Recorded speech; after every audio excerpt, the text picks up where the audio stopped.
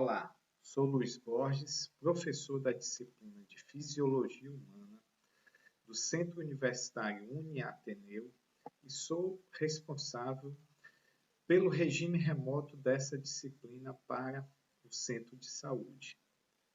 Nossa aula de hoje será sobre os hormônios da açúcar renais e da tireoide.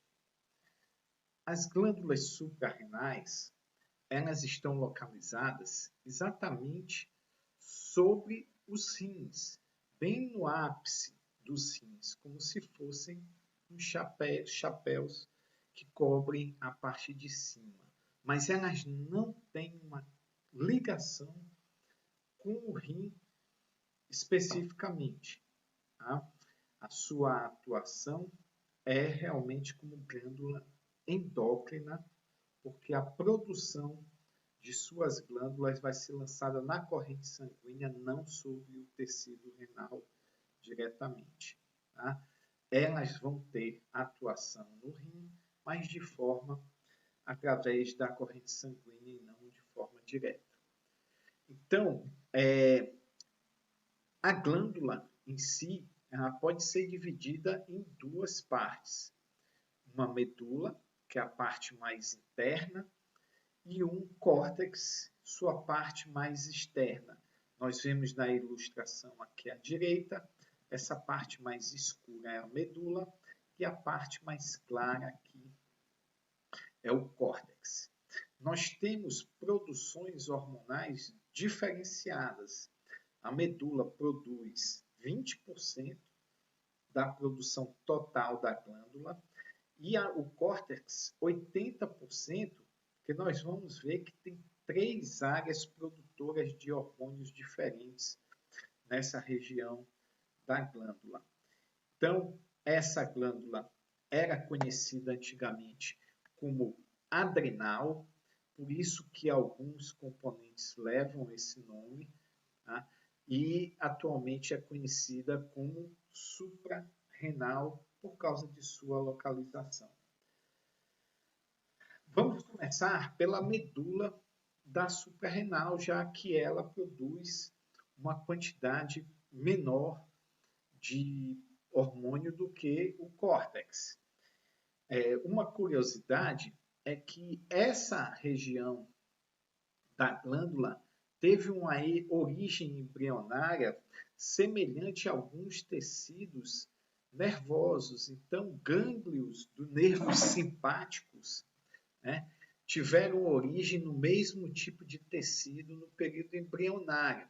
Então, a diferenciação dessas células aconteceu nesse período. Embora elas não possuam células nervosas, elas não contêm axônios, elas têm células que produzem realmente hormônios e não neurotransmissores.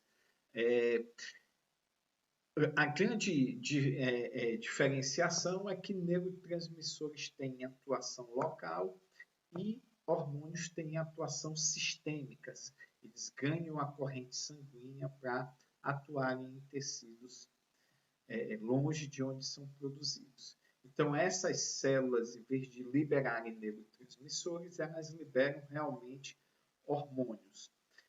A base dos hormônios que são produzidos nessa região da glândula são parecidas com a base de produção dos neurotransmissores. Por isso, existe muita semelhança na forma de atuação desses componentes, tanto de neurotransmissores quanto nos hormônios dessa região da glândula suprarrenal. Tá? A glândula suprarrenal ela produz 3 hormônios, sendo que um deles, a dopamina, a quantidade é tão ínfima que nem entra assim na estatística de produção.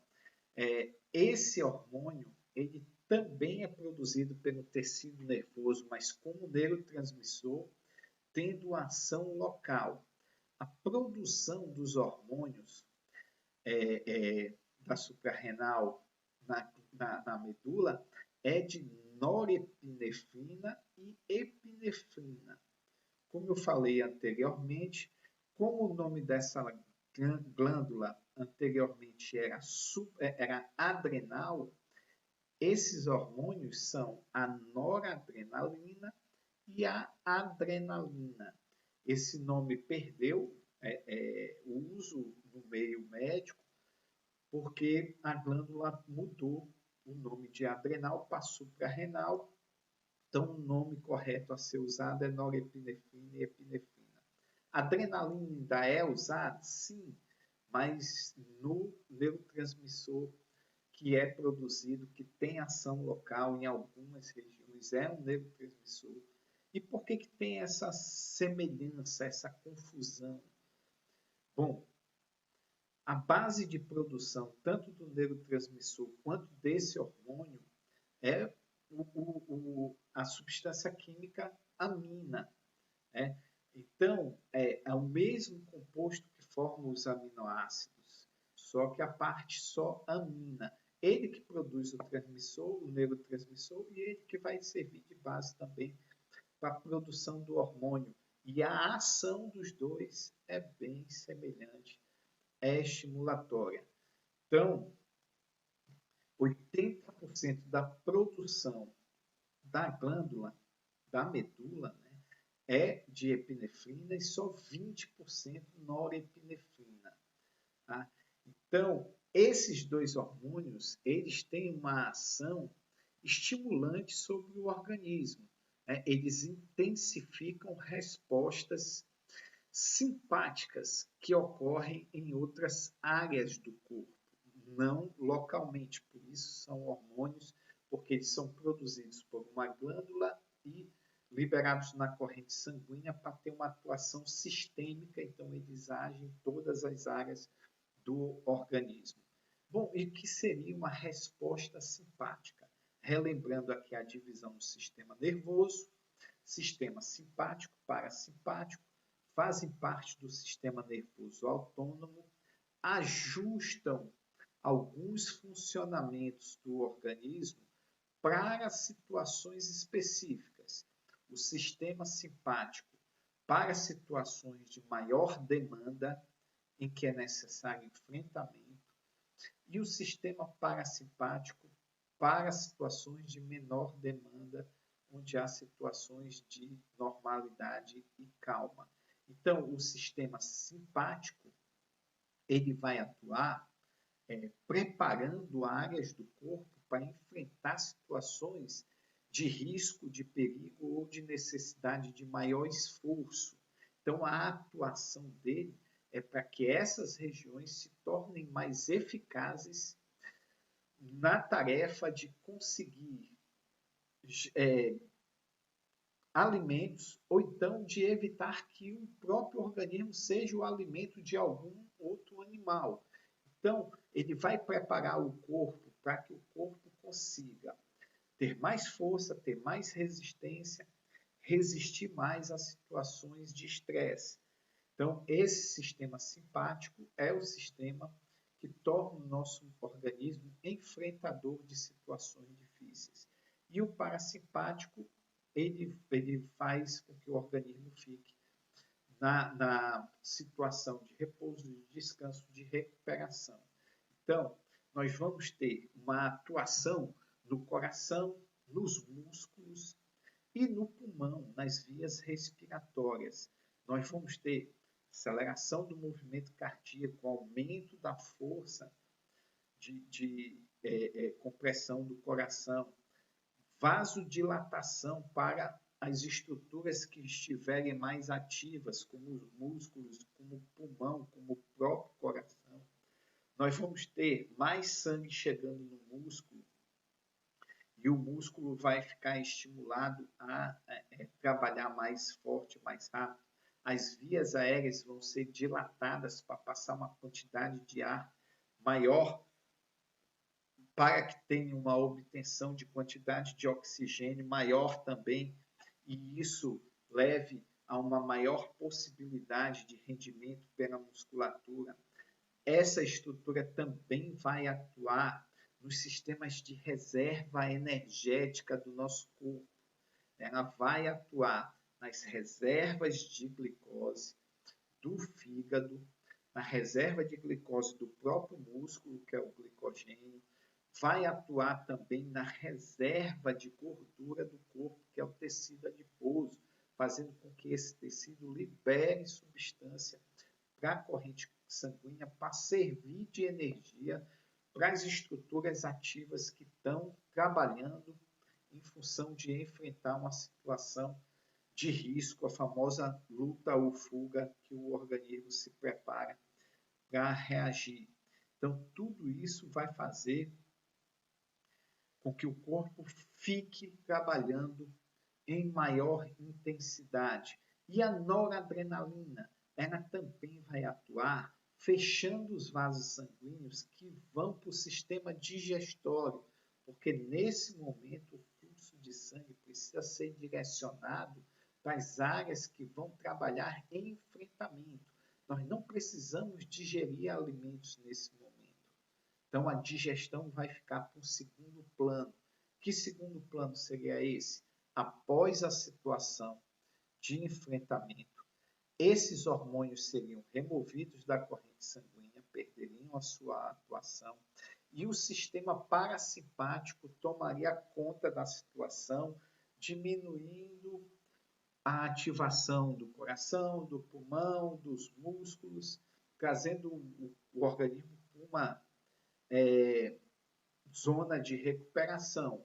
Então, nesse momento, o aparelho digestório é ativado para poder absorver mais nutrientes, para servir de nutrientes para a reparação dos tecidos que foram exigidos e provavelmente estão desgastados após o esforço físico que foi gerado por essa estimulação toda. Então, a epinefrina e a norepinefrina, elas atuam ativando o organismo para que ele entre em situação de maior demanda, que é o comando do sistema simpático. E o córtex da suprarrenal? Nós temos aqui uma representação gráfica, né, que você tem aqui na região central a medula. Nós temos 3 camadas de tecido na região do córtex. Uma mais externa, que chama-se zona glomerulosa, uma mediana, que é a zona fasciculada, e uma região mais interna, já próxima da medula, chamada zona reticular. Cada uma dessas estruturas produz um hormônio importante e de composição completamente diferente, com a atuação também bem diferenciada. Nós já vimos que a medula produz adrenalina e noradrenalina, ou epinefrina e norepinefrina. Vamos ver agora o que essas outras zonas produzem. A zona glomerulosa é a zona mais externa e ela secreta hormônios chamados de mineralocorticoides. Nós já vimos em uma aula passada que mineralocorticoides são hormônios que atuam na regulação dos minerais do nosso organismo. Então, eles são responsáveis pela homeostasia mineral do corpo, mantendo a proporção de minerais adequada, principalmente de sódio e potássio, mas ele também regula cálcio, fósforo, os outros minerais importantes no nosso organismo. Mas os 2 principais são o íon sódio e o íon potássio, que eles estão envolvidos muito no processo de retenção de líquido pelo corpo. Então, nós vimos também que o principal hormônio dessa classe de hormônios mineralocorticoides é a aldosterona, e a principal ativação dela é sobre o rim, fazendo com que haja retenção de líquido, fazendo com que haja também vasoconstricção. Então, ela atua regulando a quantidade de íon sódio e potássio. Normalmente, o estímulo para que haja produção de aldosterona é a queda na quantidade de líquido do organismo, né? Quando ocorre desidratação, ou então quando ocorre perda de líquido de outra forma, né? Então a aldosterona é produzida e vai atuar lá no rim, fazendo com que haja uma retenção de íon sódio e com isso a água é reabsorvida, porque nós vamos lembrar do processo de osmose.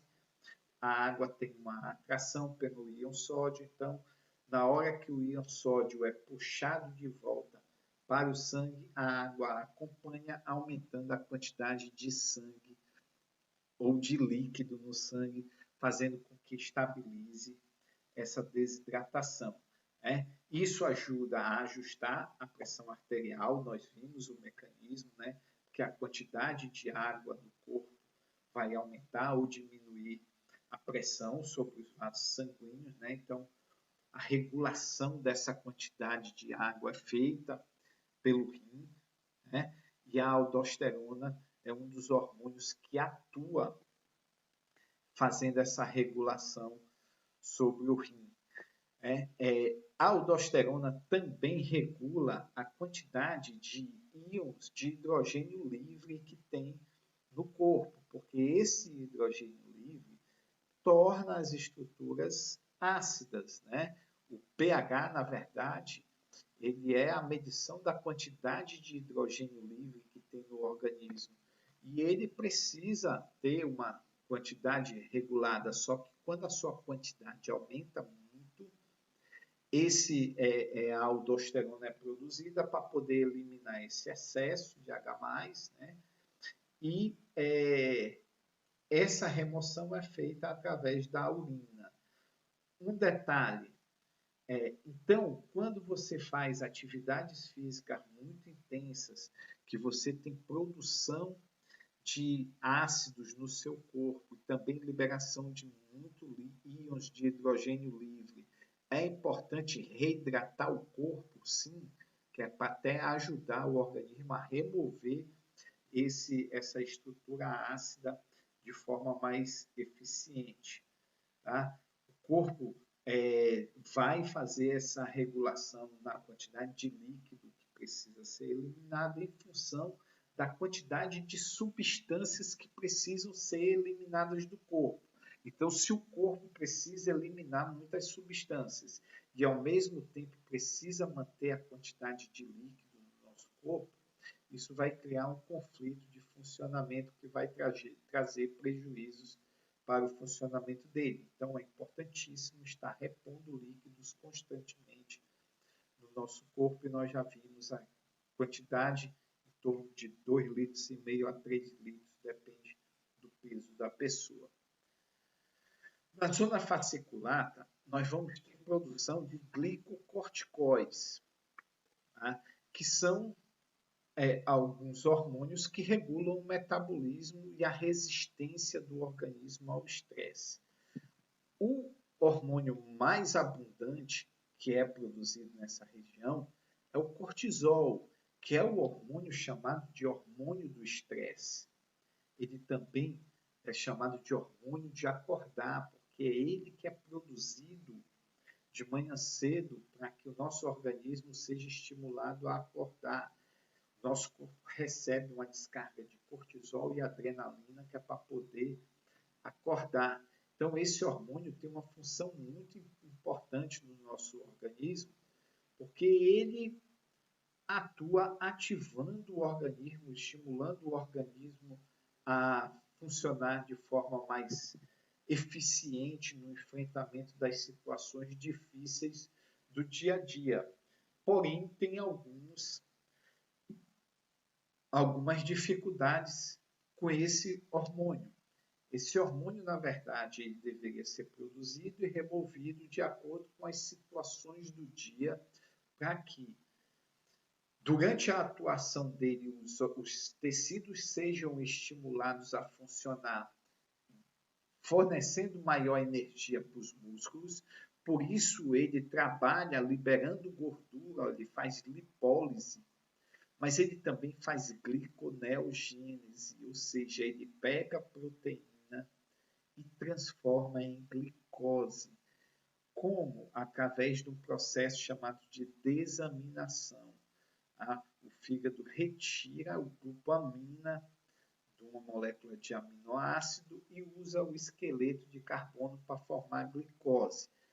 Esse tipo de formação só vai acontecer se a quantidade de nutrientes não for suficiente para promover a energia que o organismo está precisando gastar. Então, se a pessoa não estiver bem alimentada, ou então tiver por um período de esforço prolongado demais, como uma prova de longa duração, uma ultramaratona, uma prova de Ironman, que a pessoa não esteja se alimentando durante essa prova, ela pode entrar nessa degradação de proteína para fornecer energia. Mas se ela tiver também em situações estressantes prolongadas, essa degradação de proteína também vai acontecer. Tá? E isso vai fazer com que o organismo perca massa magra para fornecer organismo, porque ela está numa situação de enfrentamento. Isso ocorre com algumas pessoas que têm o famoso estresse crônico, que são aquelas pessoas que não conseguem sair da situação de estresse que elas estão. Normalmente estresse emocional ou estresse psíquico, que é advindo de coisas do dia a dia dela, ou do seu trabalho, ou mesmo da sua condição social, do meio social que ela se insere. Então, pessoas que são submetidas a esse estresse emocional, psicológico, durante longos períodos, têm produções elevadas de cortisol, e o cortisol, embora seja benéfico para situações em que você precise ter um maior rendimento, e ele vai ajudar isso a acontecer, se ele ficar produzido durante muito tempo, ele também tem um efeito catabolizador sobre o organismo, porque ele vai roubar estruturas para poder transformar em energia para os músculos continuarem funcionando. Essas situações de estresse psicológico muitas vezes não conseguem ser superados. Grandes executivos de grandes empresas têm dificuldades de se livrar desse estresse constante por resultados que são submetidos. Tá? E tem alguns estudos, algumas pessoas que trabalham com pessoas com grandes níveis de estresse, né, estresse crônico, que usam como estratégia você tirar a situação problema da sua mente por algumas horas durante o dia, que é para o corpo parar de produzir cortisol e produzir hormônios que são responsáveis pelos processos de reparação de tecido, né, os famosos hormônios anabólicos ou anabolizantes, e esses hormônios vão recuperar os tecidos orgânicos para que haja um novo enfrentamento. Porque enquanto a taxa de cortisol estiver muito elevada, esses hormônios não são produzidos. Muito interessante que o cortisol também ele tem um efeito anti-inflamatório. Ao mesmo tempo que ele causa essa degradação nos tecidos, ela controla as reações anti-inflamatórias do organismo. Mas isso se houver uma produção normal e uma remoção após esse período. Se tiver uma produção elevada por períodos muito elevados, esse efeito anti-inflamatório acaba perdendo-se e as respostas do organismo de processos inflamatórios vai fazer com que o sistema imune entre em depressão, porque ele não vai conseguir combater tantos processos inflamatórios. Então, esse hormônio é um hormônio bem questionado, mas é um hormônio importante, é ele que ajuda o nosso organismo a ter um rendimento maior no dia a dia, a gente enfrentar as situações mais difíceis, mas ele deveria ser removido do organismo após o enfrentamento dessas situações, para que nós possamos recuperar o nosso corpo para enfrentar no dia seguinte outras situações de risco. Se nós formos dormir com os nossos problemas na nossa cabeça, isso vai criar uma situação em que o organismo vai pensar que ainda está enfrentando o problema e vai manter a taxa de cortisol alta, fazendo com que haja mais degradação de tecido do que reparação, e isso vai fazendo com que o nosso organismo vá se enfraquecendo. A zona reticular, ela produz alguns hormônios que são relacionados com as características sexuais secundárias, tanto de homem quanto de mulheres. Tá? Mas a produção desses hormônios é uma produção considerada de hormônios fracos. Eles não são hormônios tão fortes quanto os hormônios produzidos pelas glândulas sexuais masculinas, os testículos nos homens e os ovários nas mulheres, que produzem quantidade de hormônios sexuais maiores. Mas essa produção ela tem uma atuação bem interessante, tanto em homens quanto em mulheres. Né? Nos homens, antes de chegar à puberdade, ele aqui é a maior produção hormonal masculina para dar algumas características masculinas ao homem. Claro que quando ele entra na puberdade, que a produção de testosterona aumenta muito e há uma profunda modificação no organismo masculino, né? Aumento de pelos, a voz engrossa, você tem outras características, ganha massa muscular.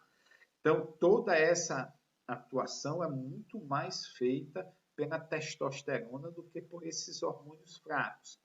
E nas mulheres também, né, antes delas entrarem na fase de maturação sexual, antes da menarca, né, esses hormônios eles têm uma atuação nas características sexuais femininas. Bom, e tem uma atuação também desses hormônios ao longo da vida, mais como coadjuvante.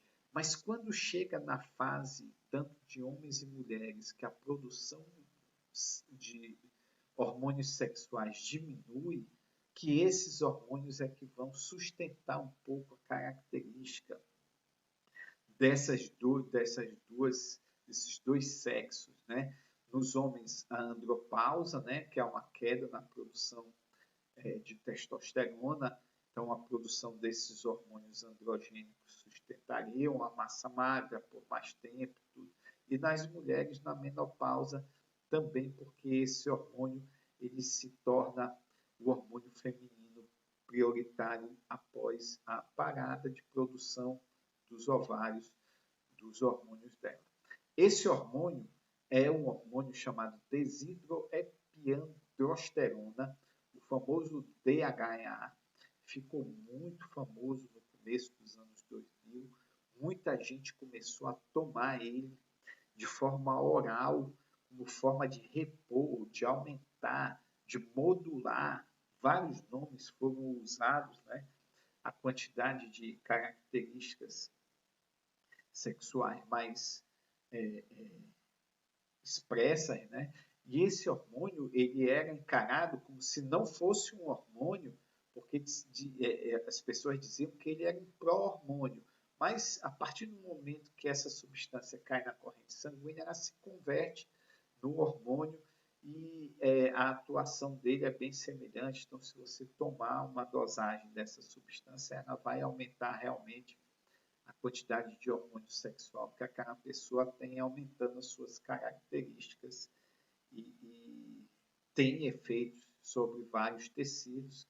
Esses efeitos, claro, eles são removidos com o fim do uso, não tem maiores complicações se a dosagem realmente for uma dosagem terapêutica. O problema é que, em busca de melhora de performance atlética, muitas pessoas tomam dosagens muito elevadas dessas substâncias, o que leva a modificações no nosso organismo que não são naturais e podem levar a doenças crônicas.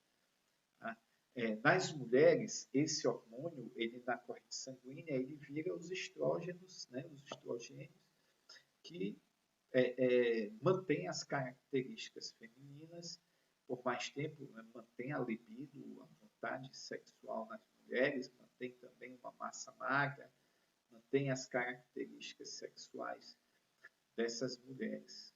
Tá?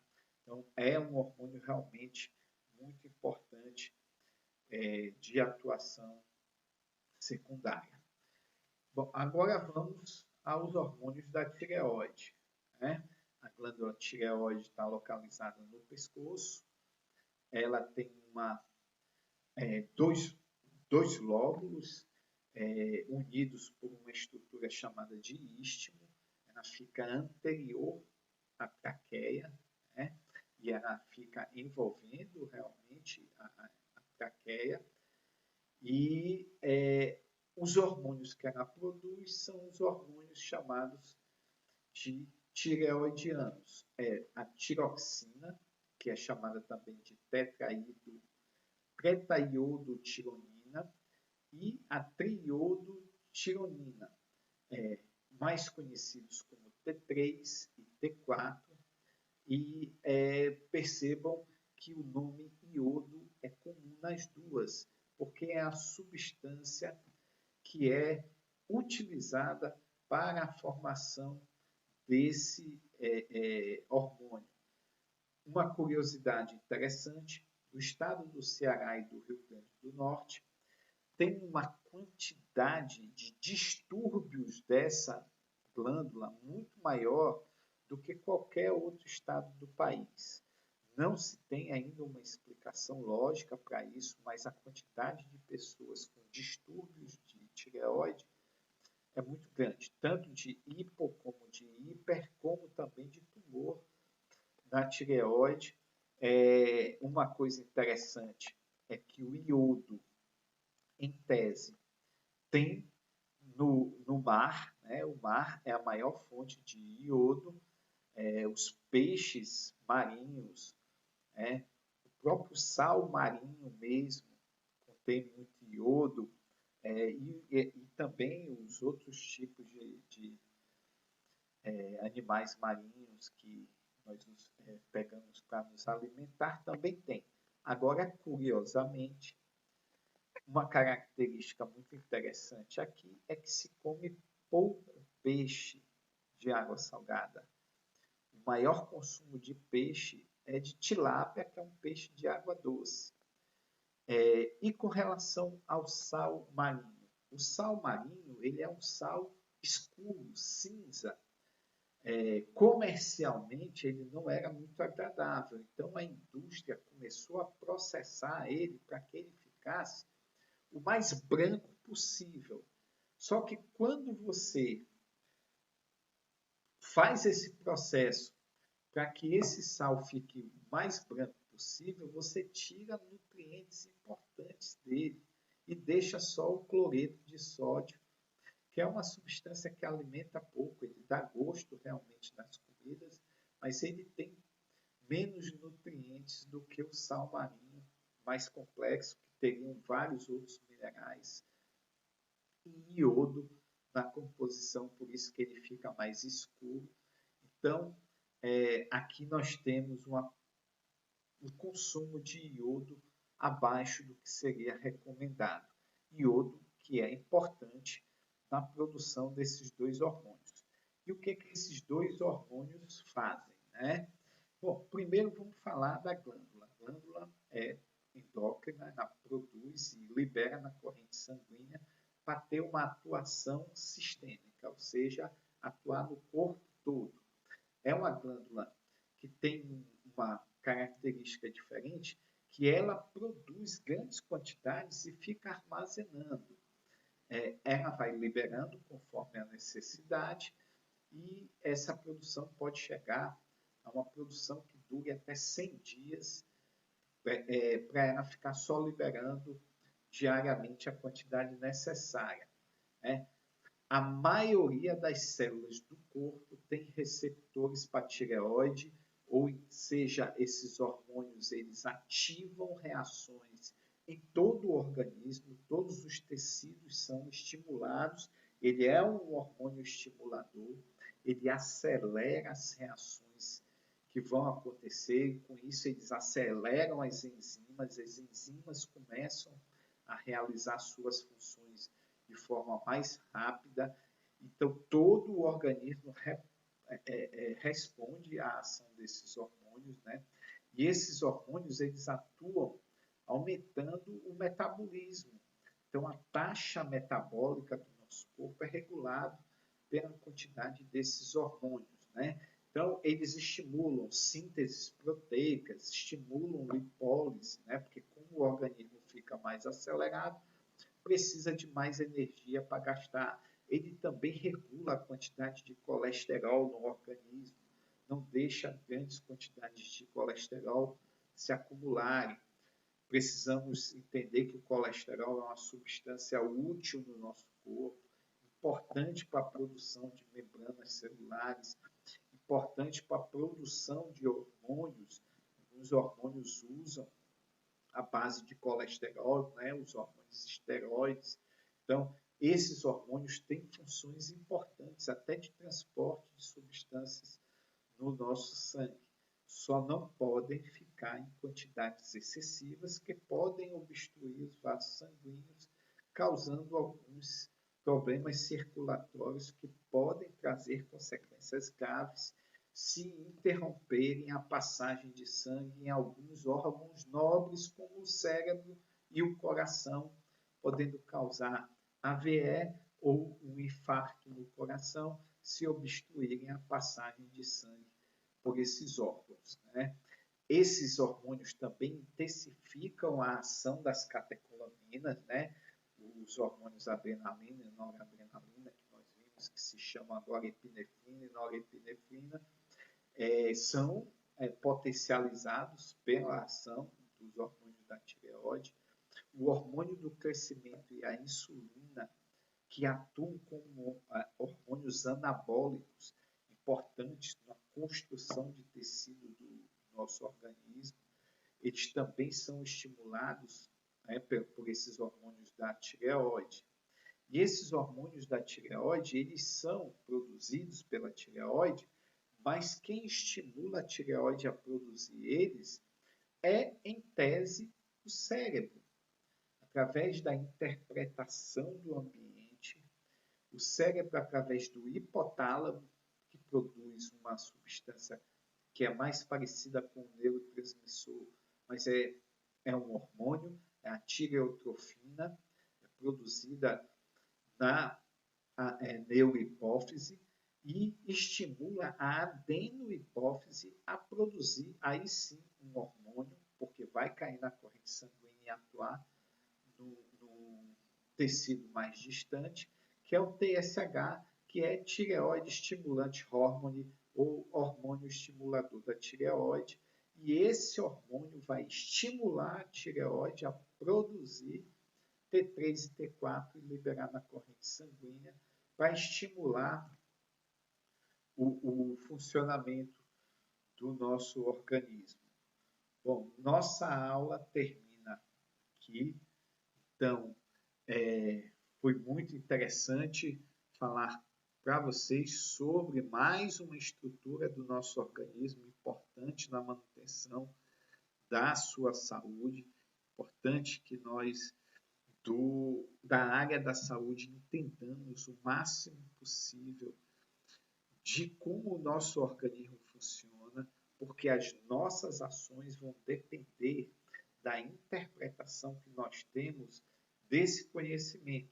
Esses conhecimentos que vão basear as decisões que nós vamos tomar dentro da área de atuação que nós temos de cuidar de pessoas, de cuidar de organismos vivos. Então, até a próxima, um abraço e até